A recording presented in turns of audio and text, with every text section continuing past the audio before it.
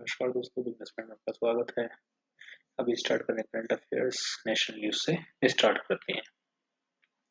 सरकार ने 1 करोड़ घरों में छत पर सौर ऊर्जा प्रणाली स्थापित करने के लिए पीएम सूर्य घर मुफ्त बिजली योजना को मंजूरी दे दी है।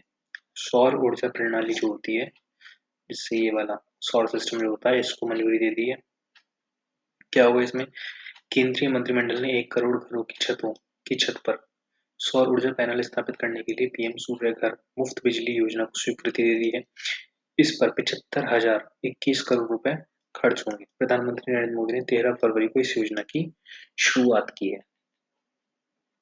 सूचना और प्रसारण मंत्री अनुराग सिंह ठाकुर ने नई दिल्ली में बताया कि इस योजना से 1 करोड़ घरों को 300 यूनिट मुफ्त बिजली मिलेगी। इससे उपभोक्ता 15,000 रुपए की आय अर्जित कर सकेंगे। इस योजना से परिवार बिजली का बिल कम करने के साथ-साथ बिना उपयोग की गई बिजली की बिक्री से अतिरिक्त आय अर्जित कर सकेंगे। प्रस्तावित योजना के परिणामस्वरूप आवासीय क्षेत्र में छत पर सोलर पैनल से 30 गीगावाट सौर ऊर्जा क्षमता बढ़ेगी। कितनी बढ़ेगी? 30 गीगावाट सौर ऊर्जा क्षमता। इस योजना से विनिर्माण, लॉजिस्टिक्स, आपूर्ति श्रृंखला, बिक्री, स्थापना और अन्य सेवाओं में लगभग 17 लाख नौकरियों के अवसर सृजित होंगे। सरकार ने फॉस्फेटिक और पोटाश उर्वरकों पर खरीफ मौसम के लिए पोषक तत्व आधारित सब्सिडी दरों को भी मंजूरी दे दी है। खरीफ मौसम के लिए लगभग 24,420 करोड़ रुपए के अस्थायी बजट की आवश्यकता होगी। इसके अंतर्गत किसानों को सब्सिडी युक्त किफायती और उचित मूल्य पर उर्वरकों की उपलब्धता सुनिश्चित होगी। प्रधानमंत्री नरेंद्र मोदी ने मध्य प्रदेश में लगभग 17,000 करोड़ रुपए की कई विकास परियोजनाओं की आधारशिला रखी और राष्ट्र को समर्पित किया। प्रधानमंत्री नरेंद्र मोदी ने आज मध्य प्रदेश में लगभग 17,000 करोड़ रुपए की कई विकास परियोजनाओं की आधारशिला रखी और राष्ट्र को समर्पित किया है। ये परियोजनाएं सिंचाई, बिजली, सड़क, रेल, कोयला सहित कई महत्वपूर्ण क्षेत्रों से जुड़ी हैं। प्रधानमंत्री ने मध्य प्रदेश में साइबर तहसील योजना का भी शुभारंभ किया। उन्होंने एक जनसभा को संबोधित करते हुए कहा कि मोदी की गारंटी का जनता में विश्वास बढ़ता जा रहा है। प्रधानमंत्री नरेंद्र मोदी ने कहा है कि पीएम सूर्य घर मुफ्त बिजली योजना प्रति एक परिवारों में सतत ऊर्जा समाधान लाने के लिए परिवर्तनकारी साबित होगी। प्रधानमंत्री नरेंद्र मोदी ने कहा है कि पीएम सूर्य घर मुफ्त बिजली योजना प्रति एक परिवारों में सतत ऊर्जा समाधान लाने के लिए परिवर्तनकारी साबित होगी। इस योजना को मंत्रिमंडल ने मंजूरी दी है। सोशल मीडिया पोस्ट में श्री मोदी ने कहा, इस ऊर्जा के उपयोग से किसी की जेब पर असर नहीं पड़ेगा और सभी को उज्जवल भविष्य सुनिश्चित होगा। आंगनवाड़ी प्रणाली के डिजिटलीकरण के माध्यम से काफी प्रगति हुई है। महिला एवं बाल विकास मंत्री स्मृति ईरानी ने ऐसा कहा है। महिला एवं बाल विकास मंत्री स्मृति ईरानी ने कहा है कि प्रधानमंत्री नरेंद्र मोदी के नेतृत्व में आंगनबाड़ी प्रणाली के डिजिटलीकरण के माध्यम से काफी प्रगति हुई है। आज शाम नई दिल्ली में पोषण उत्सव को संबोधित करते हुए उन्होंने इस बात पर जोर दिया कि मौजूदा सरकार के अंतर्गत 12 लाख हैंड हेल्ड्स उपकरणों के साथ पोषण में वास्तविक समय पर ट्रैकिंग संभव हो गई है। बिल और मेलिंडा गेट्स फाउंडेशन के साथ सहयोगात्मक प्रयास की सराहना करते हुए सुश्री ईरानी ने पोषण चुनौतियों से निपटने के लिए आवश्यक सामूहिक जिम्मेदारी पर जोर दिया है। इस अवसर पर bill and Melinda Gates foundation के सह अध्यक्ष बिल गेट्स ने पोषण मानक को बढ़ाने के लिए भारत के प्रयासों की सराहना की और इस प्रयास में निरंतर प्रभाव के लिए महिलाओं को सशक्त बनाने की महत्वपूर्ण भूमिका पर जोर दिया। केंद्रीय कोयला मंत्री प्रहलाद जोशी ने आज नई दिल्ली में कोयला लॉजिस्टिक योजना और नीति का शुभारंभ किया है। केंद्रीय कोयला मंत्री प्रहलाद जोशी ने आज नई दिल्ली में कोयला लॉजिस्टिक योजना और नीति का शुभारंभ किया। इसका उद्देश्य क्या होगा? कोयले के आयात पर निर्भरता कम करके वित्त 2030 तक कोयला क्षेत्र में मांग और आपूर्ति को संतुलित करना है। इस अवसर पर श्री जोशी ने कहा है कि कोयला खनन के लिए तकनीकी रूप से उन्नत, एकीकृत, लागत प्रभावी, लचीला, टिकाऊ और भरोसेमंद लॉजिस्टिक पारिस्थितिकी तंत्र विकसित करने के लिए यह योजना और नीति तैयार की गई है। उन्होंने कहा है कि चालू वित्त वर्ष में 1 अरब टन कोयले का उत्पादन किया जाएगा। मंत्रालय ने भारत की ऊर्जा सुरक्षा के लिए कई पहल शुरू की हैं। इससे 2030 तक 1.5 अरब टन के कोयले का उत्पादन होगा। उत्तर पूर्वी क्षेत्रों के भूमि सीमा शुल्क केंद्रों में 10 इलेक्ट्रॉनिक डेटा इंटरचेंज सुविधा का वर्चुअली उद्घाटन। केंद्रीय वित्त मंत्री निर्मला सीतारमण ने आज नई दिल्ली क्षेत्र से व्यापारिक गतिविधियों को बढ़ाने और क्षेत्रीय व्यापार को सुविधाजनक बनाने के लिए उत्तर-पूर्वी क्षेत्रों के भूमि सीमा शुल्क केंद्रों में 10 इलेक्ट्रॉनिक डेटा इंटरचेंज सुविधा का वर्चुअली उद्घाटन किया। श्रीमती सीतारामन ने बांग्लादेश की सीमा से लगे भूमि सीमा शुल्क केंद्रों पर 9 ईडीआई सुविधाओं का भी वर्चुअली उद्घाटन किया। वित्त मंत्री ने भारतीय पुरातत्व सर्वेक्षण को 1818 में निर्मित एक दूरबीन सौंपी। चुनाव में युवाओं की भागीदारी सुनिश्चित करने के लिए देश भर के विभिन्न उच्च शिक्षण संस्थानों में एक व्यापक मतदाता जागरूकता अभियान मेरा पहला वोट देश के लिए का आयोजन किया जा रहा है। चुनाव के में युवाओं की भागीदारी सुनिश्चित करने के लिए देश भर के विभिन्न उच्च शिक्षण संस्थानों में एक व्यापक मतदाता जागरूकता अभियान मेरा पहला वोट देश के लिए आयोजन किया जा रहा है। इस पहल का उद्देश्य युवा मतदाताओं को मतदान करने के लिए प्रोत्साहित करना और राष्ट्र की व्यापक भलाई के लिए मतदान के महत्व को बताना है। विदेश मंत्री सुब्रमण्यम जयशंकर 5 से 8 मार्च तक दक्षिण कोरिया और जापान की यात्रा पर जाएंगे।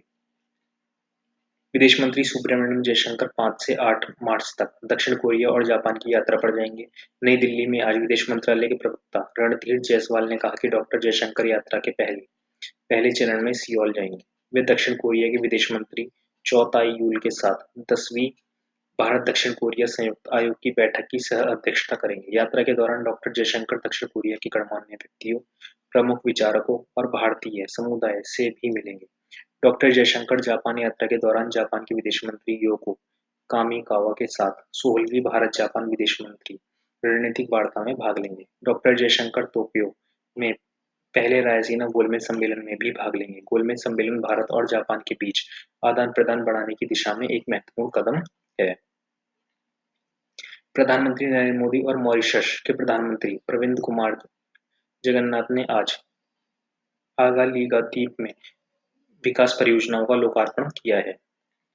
प्रधानमंत्री नरेंद्र मोदी और मॉरिशस के प्रधानमंत्री प्रविंद कुमार जगन्नाथ ने आज आगालीगा द्वीप में विकास परियोजनाओं का लोकार्पण किया। दोनों नेताओं ने मॉरिशस के इस द्वीप में 6 सामुदायिक विकास परियोजनाओं के साथ नई हवाई पट्टी और सेंट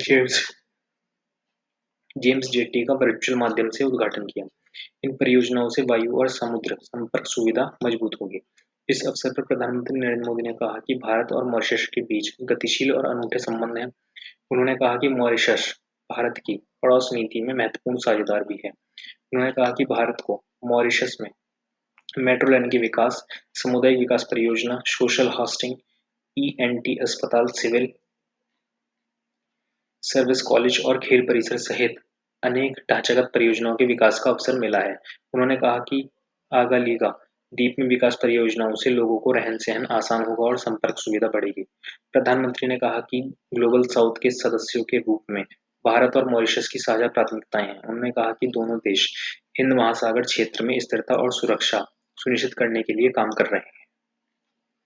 भारत ने डब्ल्यूटीओ में चीन के नेतृत्व वाले निवेश सुविधा प्रस्ताव का विरोध किया है। भारत ने डब्ल्यूटीओ में चीन के नेतृत्व वाले निवेश सुविधा प्रस्ताव का विरोध किया है।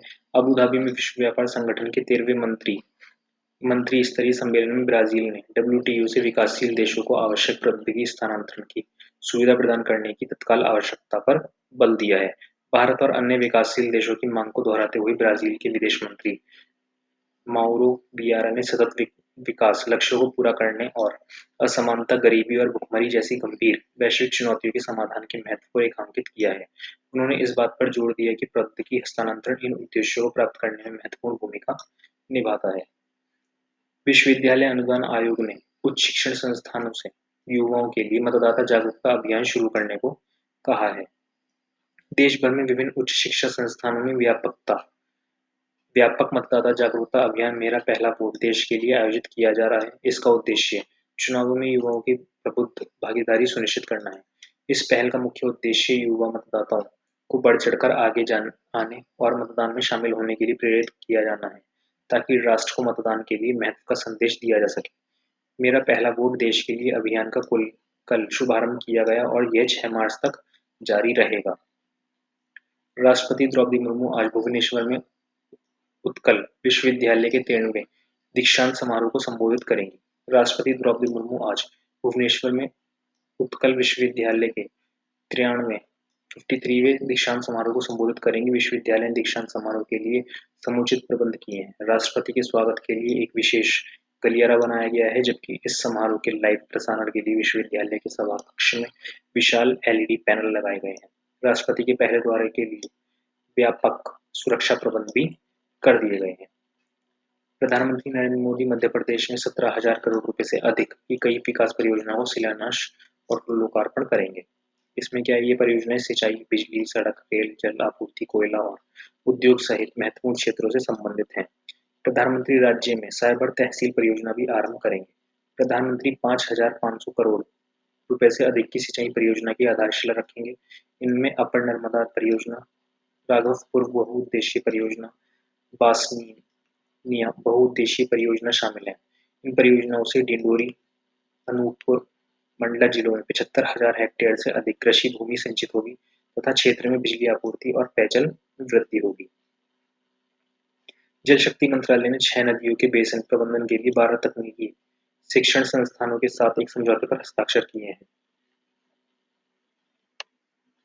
जल शक्ति मंत्रालय ने 6 नदियों के बेसिन प्रबंधन के लिए 12 तकनीकी शिक्षण संस्थानों के साथ एक समझौते पर हस्ताक्षर किए हैं। समझौते के अंतर्गत शोध और अध्ययन के लिए सहयोग किया जाएगा। यह समझौता राष्ट्रीय नदी संरक्षण योजना के अंतर्गत किया गया है। इस समझौते में नर्मदा, गोदावरी, महानदी, कृष्णा, कावेरी और पेरियार नदियों को शामिल किया गया है। केंद्र सरकार ने मुस्लिम कॉन्फ्रेंस जम्मू कश्मीर, सुमुजी गुट और मुस्लिम कॉन्फ्रेंस भट्ट गुट को गैरकानूनी संगठन घोषित किया। केंद्र सरकार ने मुस्लिम कॉन्फ्रेंस जम्मू कश्मीर, समूजी गुट और मुस्लिम कॉन्फ्रेंस भट्ट गुट को गैरकानूनी संगठन घोषित किया है। केंद्रीय गृह मंत्री अमित शाह ने एक सोशल मीडिया पोस्ट में कहा है कि ये संगठन राष्ट्रीय संप्रभुता और अखंडता की विरुद्ध गतिविधियों में लिप्त है। उन्होंने कहा कि नरेंद्र मोदी सरकार आतंकवाद को जड़ से उखाड़ फेंकने के लिए प्रतिबद्ध है और गैर कानूनी गतिविधियों में लिप्त रहने वालों को गंभीर परिणाम भुगतने होंगे। केंद्रीय कोयला मंत्री प्रहलाद जोशी कल नई दिल्ली में कोयला लदान योजना और नीति जारी करेंगे। इसमें वो ये है 2030 तक कोयले की मांग को बैलेंस करना है। एक तरीके से मीडिया और मनोरंजन क्षेत्र स्मार्टफोन और डेटा के माध्यम से पहुंच बनाने के कारण बहुत तेजी से परिवर्तित हो रहा है। सूचना और प्रसारण सचिव संजय जाजू ने मुंबई में 18वें भारतीय डिजिटल सम्मेलन को संबोधित करते हुए कहा कि मीडिया और मनोरंजन क्षेत्र स्मार्टफोन और डेटा के माध्यम से पहुंच बनाने के कारण बहुत तेजी से परिवर्तित हो रहा है। उन्होंने बताया कि भारत में 60 ओटीटी प्लेटफॉर्म है और इनमें से कई क्षेत्रीय भाषाओं में है। सरकार की भूमिका का उल्लेख करते हुए श्री रिजिजू ने कहा कि सरकार की भूमिका उद्योग को सक्षम बनाना है और सभी के लिए समान अवसर उपलब्ध कराना है। उन्होंने कहा कि सरकार की नीति उद्योगों की आवश्यकता के अनुरूप होनी चाहिए, जिससे उन्हें विकसित होने में मदद मिल सके। सूचना और प्रसारण सचिव ने कहा है कि मीडिया और मनोरंजन क्षेत्र बहुत बड़ा है। फिल्म क्षेत्र भी तेजी से आगे बढ़ रहा है। उन्होंने बताया कि फिल्म उद्योग के लिए एकल खिड़की अनुमोदन प्रक्रिया शुरू की गई है और देश में फिल्म उद्योग को प्रोत्साहन मिला है। महिला और बाल विकास मंत्रालय पोषण उत्सव का आयोजन करने जा रहा है।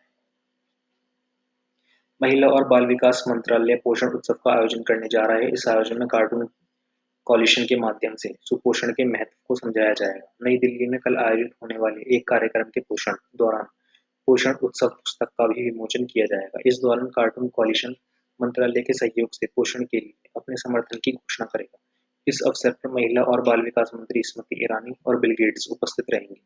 बच्चों को उनके पसंदीदा कार्टून चरित्रों के माध्यम से पोषण के प्रति जागरूकता करने का यह अभियान सुपोषण की दिशा में एक क्रांतिकारी कदम साबित हो सकता है। प्रधानमंत्री नरेंद्र मोदी आज महाराष्ट्र के यवतमाल से पीएम किसान योजना की 16वीं किश्त भी जारी करेंगे।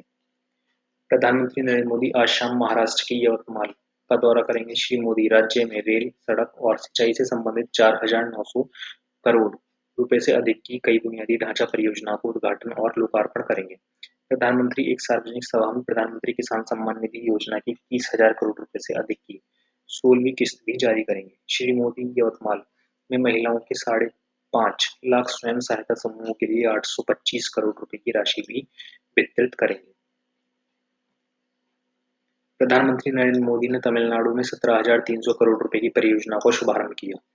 प्रधानमंत्री नरेंद्र मोदी ने आज तमिलनाडु में 17,300 करोड़ रुपए की परियोजना का शुभारंभ किया। प्रधानमंत्री यूथुकुडी में वीओ चिदंबरनार बंदरगाह पर आउटर हार्बर कंटेनर टर्मिनल की आधारशिला रखी। इस टर्मिनल के बनने से पूर्वी तट के लिए यह बंदरगाह एक ट्रांसशिपमेंट हब का रूप ले लेगा, जिससे भारत वैश्विक व्यापार में प्रतिस्पर्धा बढ़ाने के लिए तटीय सीमा और भौगोलिक स्थिति का लाभ उठा सकेगा।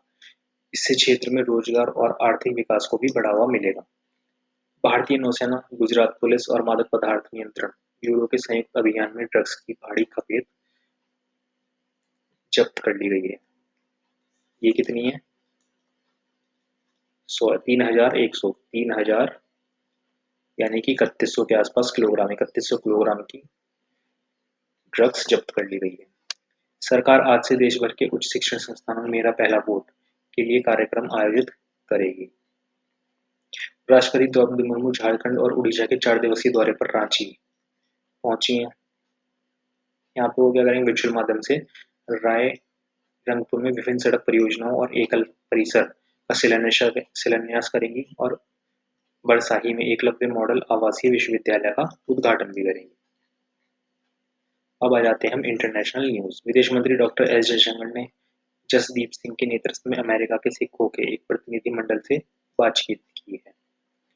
विदेश मंत्री डॉक्टर एस जयशंकर ने जसदीप सिंह के नेतृत्व में अमेरिका के सिखों के एक प्रतिनिधिमंडल से बातचीत की है। एक सोशल मीडिया पोस्ट में डॉक्टर जयशंकर ने कहा कि वे उनकी सफलता की कामना करते हैं, क्योंकि वे भारत अमेरिका संबंधों को मजबूत करने के लिए काम कर रहे हैं।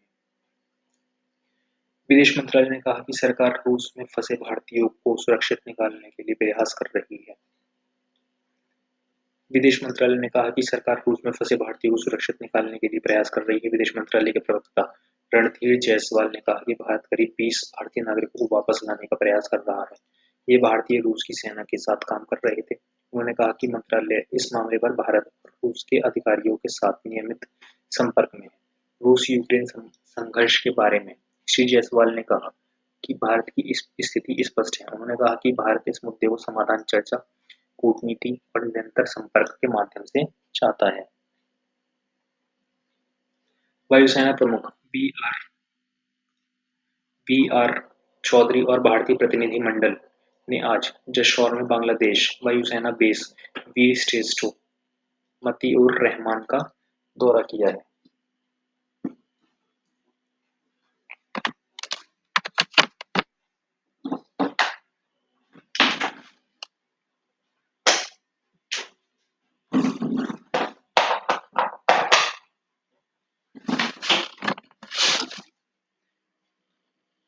वायुसेना प्रमुख बी.आर. चौधरी और भारतीय प्रतिनिधिमंडल ने आज जशोर में, कहाँ पे? जशोर में बांग्लादेश वायुसेना बेस वीर श्रेष्ठ मतीउर रहमान का दौरा किया। ढाका में भारतीय उच्चायोग ने सोशल मीडिया पोस्ट में कहा कि वायुसेना प्रमुख ने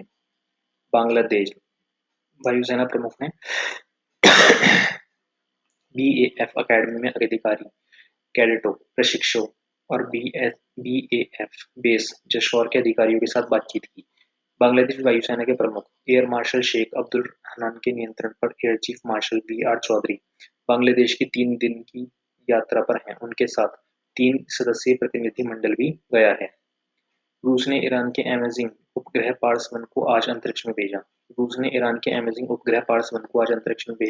इस उपग्रह की पृथ्वी से 500 किलोमीटर ऊंचाई से हाई रेजोल्यूशन की फोटो भेजने की क्षमता है। इसके साथ ही रूस का एक मौसम उपग्रह और 17 छोटे उपग्रह भी भेजे गए हैं। ईरान के सूचना और संचार प्रौद्योगिकी मंत्री ईसा जारेपोन ने कल कहा कि रूस से पार्स-1 उपग्रह का प्रक्षेपण विभिन्न देशों के साथ अंतरिक्ष और अंतर्राष्ट्रीय बातचीत के आधार पर किया गया है। विदेश मंत्री सुब्रमण्यम जयशंकर ने भारत-मॉरिशस संबंधों के महत्व पर जोर दिया है। विदेश मंत्री सुब्रमण्यम जयशंकर ने प्रधानमंत्री नरेंद्र मोदी और मॉरिशस के प्रधानमंत्री प्रविंद जगन्नाथ द्वारा आगालेगा पट्टी, सेंट जेम्स जेट्टी और कई अन्य विकास परियोजनाओं के संयुक्त उद्घाटन पर प्रसन्नता व्यक्त की है।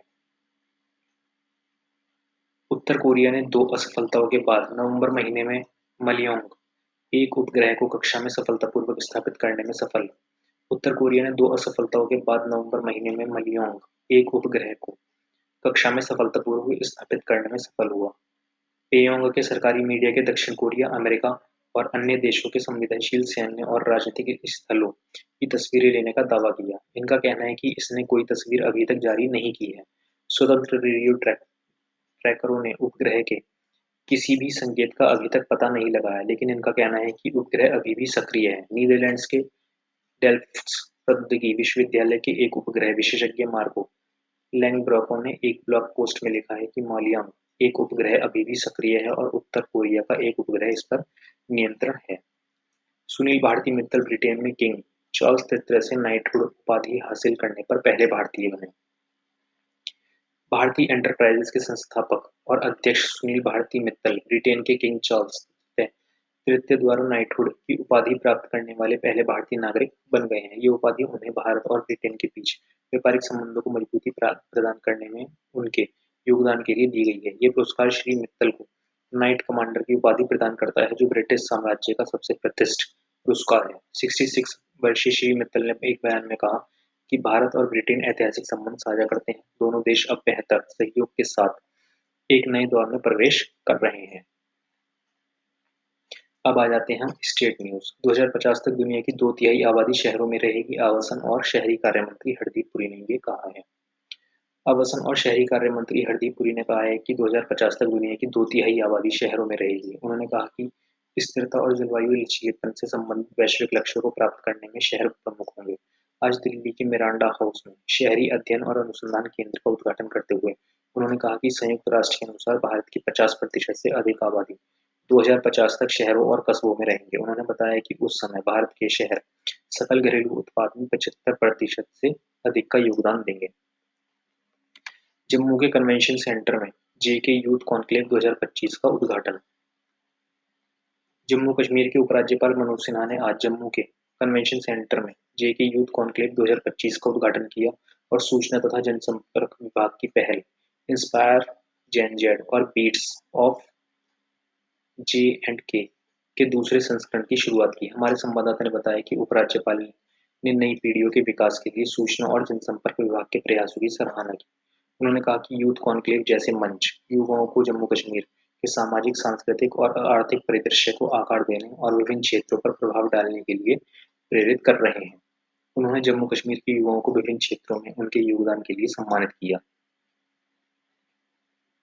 राजधानी दिल्ली के शिवाजी मार्ग क्षेत्र में शनिवार से पलाश पुष्प महोत्सव का आयोजन किया जाएगा। दिल्ली विकास प्राधिकरण द्वारा राजधानी के शिवाजी मार्ग क्षेत्र में शनिवार से पलाश पुष्प महोत्सव का आयोजन किया जाएगा। दिल्ली के उपराज्यपाल विनय कुमार सक्सेना इस महोत्सव का उद्घाटन करेंगे। इस 2 दिवसीय महोत्सव में लोगों को स्वच्छ और हरित दिल्ली के साथ-साथ पर्यावरण विकास के बारे में जागरूक किया जाएगा। महोत्सव में फूलों, पौधों और पुष्प व्यवस्था की कई श्रृंखलाएं प्रस्तुत की जाएंगी। लोग यहाँ आकर देसी से लेकर विदेशी फूलों की विभिन्न किस्मों को देख सकते हैं। दिल्ली के उपराज्यपाल विनय कुमार सक्सेना ने आज उत्तर पूर्वी दिल्ली के शास्त्री पार्क में एक कन्वेंशन सेंटर का उद्घाटन किया है। दिल्ली के उपराज्यपाल विनय कुमार सक्सेना ने आज उत्तर पूर्वी दिल्ली के शास्त्री पार्क में कन्वेंशन सेंटर का उद्घाटन किया। यह कन्वेंशन सेंटर सार्वजनिक समारोह, सांस्कृतिक, धार्मिक गतिविधियों और विवाह समारोह के लिए एक महत्वपूर्ण केंद्र के रूप में काम करेगा। इस अवसर पर श्री सक्सेना ने कहा कि इस सेंटर के निर्माण से शास्त्री पार्क और आसपास के क्षेत्रों में रहने वाले लोगों को पहले विवाह, पार्टियों और किसी अन्य समारोह में जाने के लिए लंबी दूरी तय नहीं करनी पड़ेगी। पश्चिम बंगाल में अपराध जांच विभाग सीआईडी ने तृणमूल कांग्रेस नेता शेख शाहजहां के खिलाफ दर्ज मामलों की जांच शुरू कर दी है।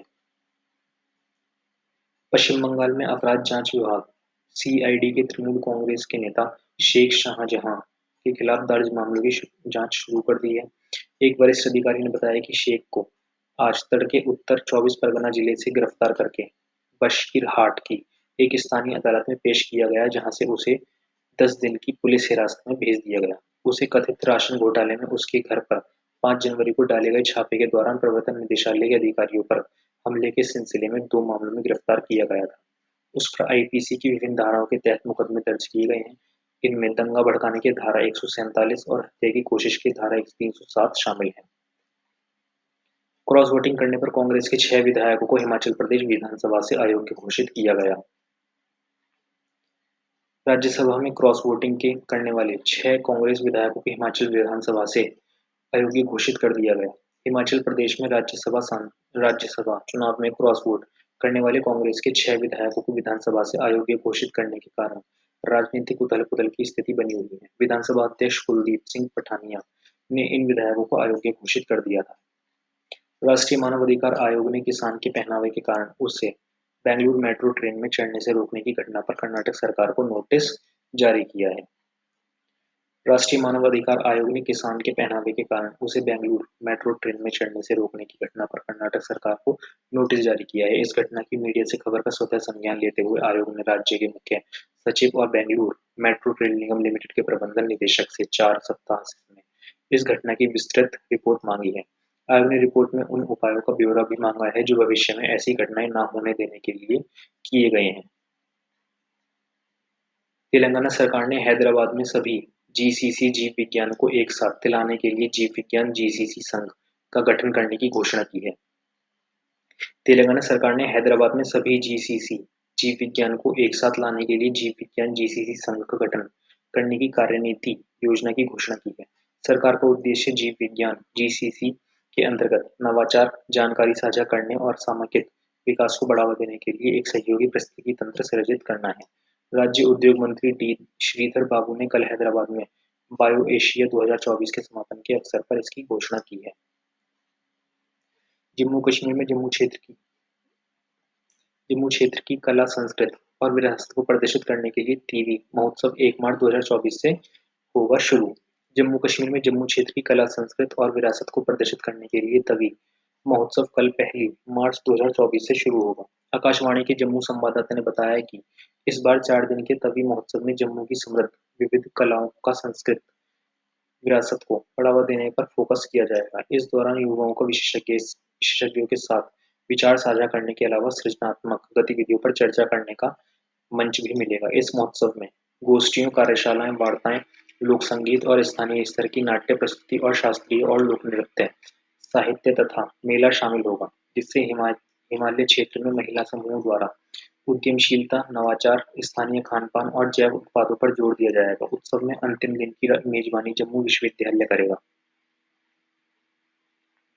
मेघालय एड्स नियंत्रण सोसाइटी ने शिलांग में संगीत के माध्यम से एचआईवी के खिलाफ लड़ाई में red first the north east multimedia अभियान की मेजबानी की।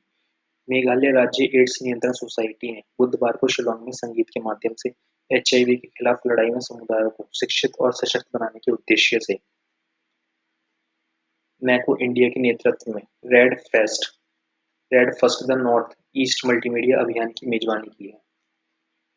झारखंड के जामताड़ा जिले में आसनसोल रेल मंडल के अंतर्गत कासियांतरा हाल्ट के नजदीक एक रेल दुर्घटना में कम से कम 12 लोगों की मौत हो गई।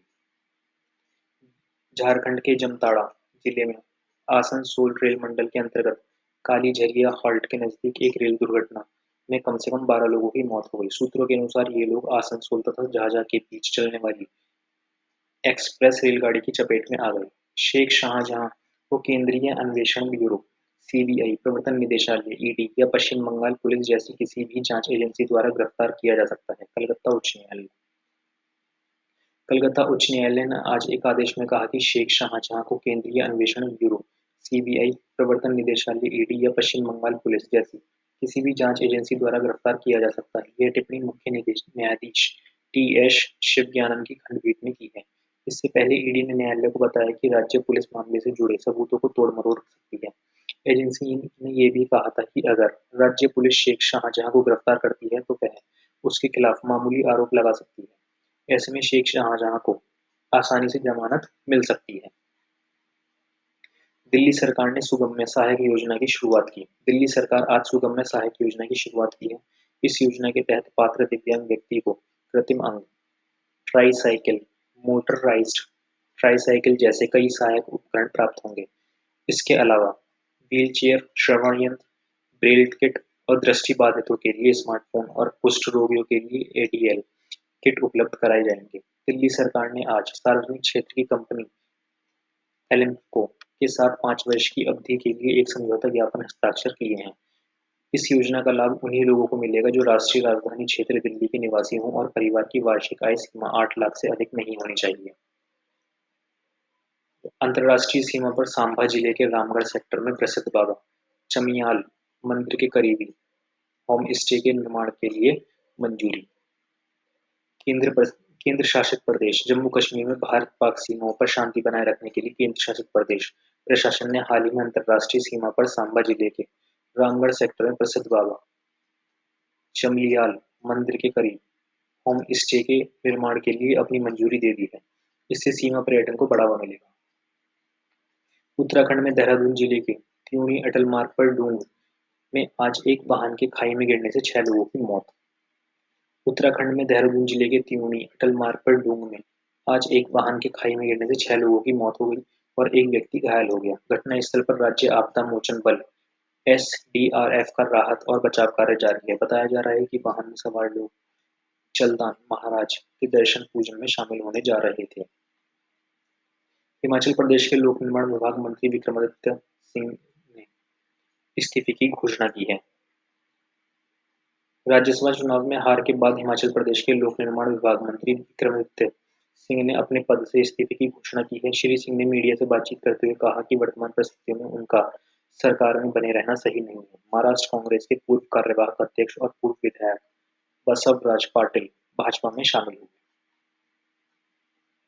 महाराष्ट्र कांग्रेस पूर्व कार्यवाहक अध्यक्ष और पूर्व विधायक बसवराज पाटिल आज उप मुख्यमंत्री देवेंद्र फडणवीस और राज्य के प्रदेश अध्यक्ष चंद्रशेखर बावनकुले की उपस्थिति में भारतीय जनता पार्टी में शामिल हो गए। श्री बसवराज पाटिल ने सोमवार को कांग्रेस से त्यागपत्र दे दिया। वायु गुणवत्ता प्रबंधन आयोग ने जीआरपी के पहले चरण को तत्काल प्रभाव से रद्द कर दिया है। दिल्ली एनसीआर क्षेत्र की वायु गुणवत्ता में हो रहे सुधार को देखते हुए वायु गुणवत्ता प्रबंधन आयोग ने graded action response action plan GRAP के पहले चरण को तत्काल प्रभाव से रद्द कर दिया है। इसके साथ ही जीआरएपी के सभी चरण रद्द हो गए हैं। 22 फरवरी को दिल्ली से वायु गुणवत्ता सूचकांक लगातार 200 से कम दर्ज किया जा रहा है। नागालैंड के मुख्यमंत्री नेफ्यू रियो ने वित्त वर्ष 24-25 के बजट पेश किया। नागालैंड के मुख्यमंत्री नेफ्यू रियो ने कल वित्त वर्ष 24-25 के लिए 23,727 करोड़ 88 लाख रुपए का बजट परिव्यय पेश किया, जिसमें अनुमानित संचित घाटा 905 करोड़ 5 करोड़ 58 लाख रुपए है। ईडी ने कथित आबकारी घोटाला नीति के मामले में दिल्ली के मुख्यमंत्री केजरीवाल को एक बार फिर समन भेजा। प्रवर्तन निदेशालय की कथित आबकारी घोटाले नीति के मामले में दिल्ली के मुख्यमंत्री अरविंद केजरीवाल को एक बार फिर समन भेजा है। निदेशालय ने उन्हें 4 मार्च को पेश होने के लिए कहा है। मनी लॉन्ड्रिंग मामले में उन्हें 8वां समन जारी किया गया। श्री केजरीवाल ने इससे पहले सोमवार को 7वें समन में यह कहते हुए टाल दिया था कि वह केवल प्रवर्तन निदेशालय के सामने पेश होंगे अगर उन्हें न्यायालय ऐसा करने का आदेश देगा। अब आ जाते हैं बिजनेस न्यूज।